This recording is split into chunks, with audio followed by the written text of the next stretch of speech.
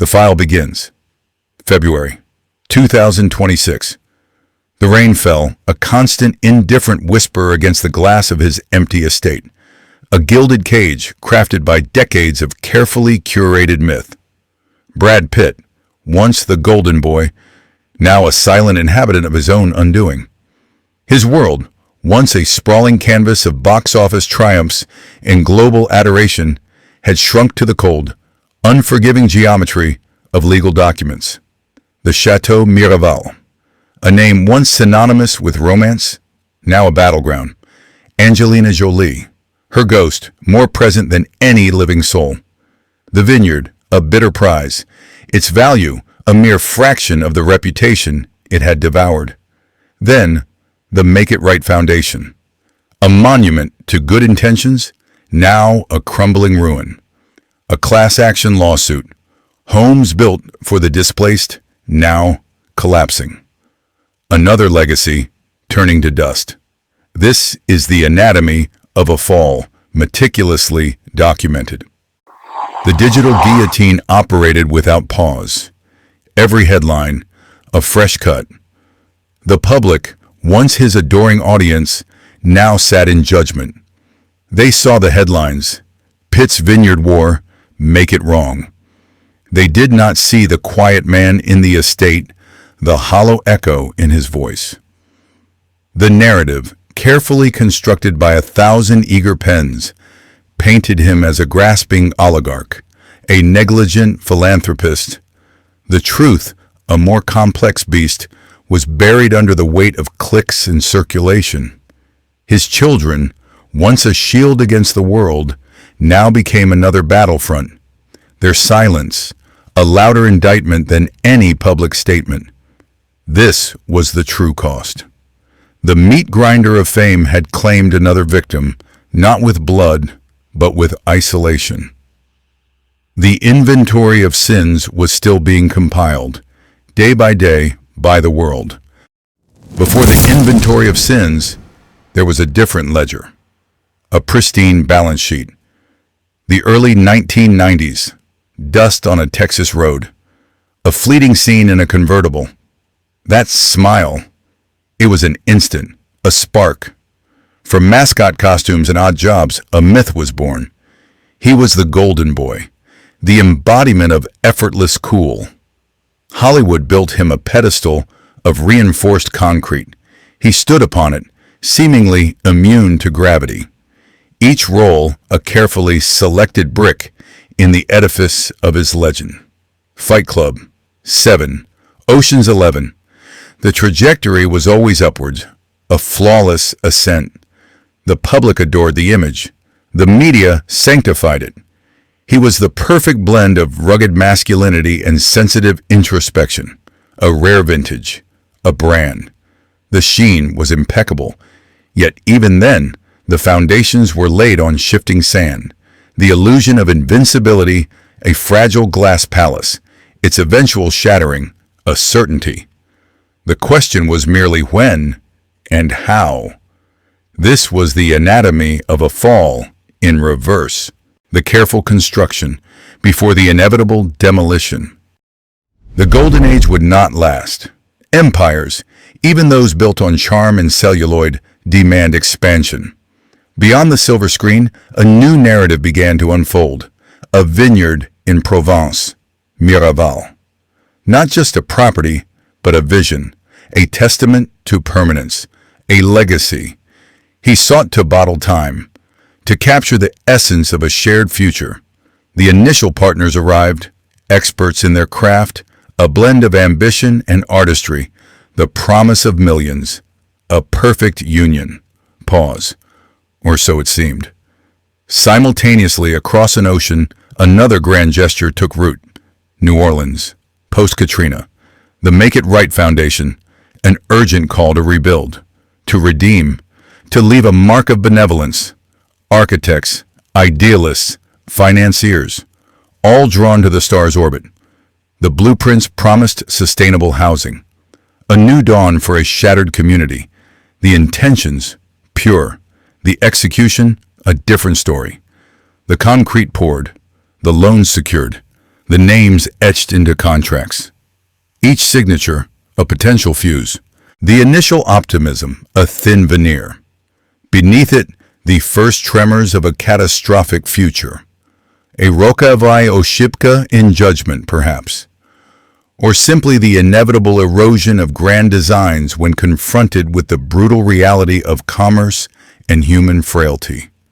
The foundations of these ventures, once symbols of hope, would become the very ground upon which his reputation would crumble. The silence before the storm. The silence before the storm. A temporary lull. The grand gestures of love and philanthropy, once symbols of enduring legacy, now stood as monuments to a different kind of ambition.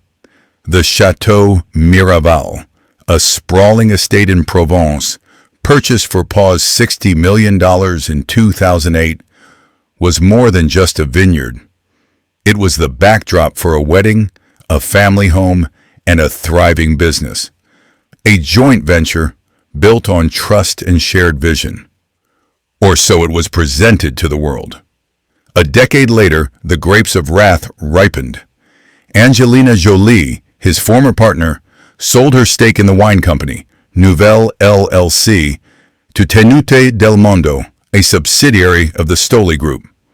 This was not merely a transaction, it was a declaration of war. Pitt's legal team alleged a breach of their understanding, a mutual agreement that neither would sell their interest without the other's consent.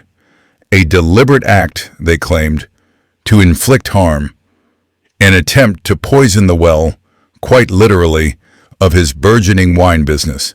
The court documents, thick with accusations, painted a picture of a calculated maneuver. Joli's camp countered. They argued her right to divest, to sever ties from a venture that had become entwined with a bitter past. They accused Pitt of attempting to control her financial autonomy, using the vineyard as leverage. The dispute was not about wine. It was about power, about control, about the dismantling of an empire, brick by bitter brick. And pause, Anatomia, Padenia, played out in public filings and hushed legal chambers. The gold of their shared dream tarnished by the mud of litigation. The future of Miraval, once a symbol of idyllic union, now a battleground for two titans. The true cost, far beyond the millions in contention, was the definitive end of an era. The bitter taste of a shared legacy, now irrevocably soured. The erosion of grand designs, when confronted with the brutal reality of commerce and human frailty. The foundations of these ventures, once symbols of hope, would become the very ground upon which his reputation would crumble. The personal battles bled into the public sphere, but another shadow loomed larger, a testament to good intentions paved with unforeseen disaster. New Orleans post-Katrina, the Make It Right Foundation, a promise of sustainable, affordable housing for those displaced, a beacon of hope spearheaded by a global icon, architects, celebrities, millions in donations. The vision was compelling, the execution catastrophic. The residents, promised new beginnings, found themselves in homes that were, in essence, uninhabitable. Toxic wood, faulty plumbing, rampant mold, structural deficiencies. A cruel irony. Houses built to withstand future storms were crumbling from within. The initial lawsuits filed by residents were damning. They alleged negligence, fraud, and a profound dereliction of duty. Bрэd Pitt, as the founder and public face, was inextricably linked. His name, once a guarantee of quality and compassion, now appeared on legal documents as a defendant. The evidence presented by plaintiffs was stark. Expert reports detailing widespread defects, photographs of decaying interiors, testimonies of families suffering from health issues and financial ruin. The homes, designed by renowned architects, were collapsing into disrepair, symbols of a broken promise. The foundation, which had raised Pa's $20 million, settled with residents for Pa's $20.5 million, a sum substantial yet insufficient to erase the years of hardship and the deep betrayal felt by a community that had trusted in a star's benevolence. This was in Pa's inventory of sins, not of malice perhaps, but of oversight, of the dangerous chasm between grand vision and granular reality, and Pa's maimed destiny not just of a celebrity, but of an entire neighborhood left to contend with the wreckage of a dream. The wreckage of a dream was merely the visible wound. Beneath the surface, the legal probes began to unearth a more complex, unsettling anatomy. Subpoenas, once dismissed as procedural, started to pry open the digital crypts of financial transactions. Documents, slowly unsealed from court archives, hinted at a network of shell companies. Pause. Registered in jurisdictions far removed from the glare of California sun. Places where corporate veils were thicker, shadows longer. The initial settlement, a bandage on a gaping wound, now appeared as a diversion. Forensic accountants, with the precision of pathologists, traced the flow of capital. Funds designated for the foundation seemed to have taken circuitous routes, touching down in offshore accounts before evaporating. This was not just negligence. This was a deliberate obfuscation.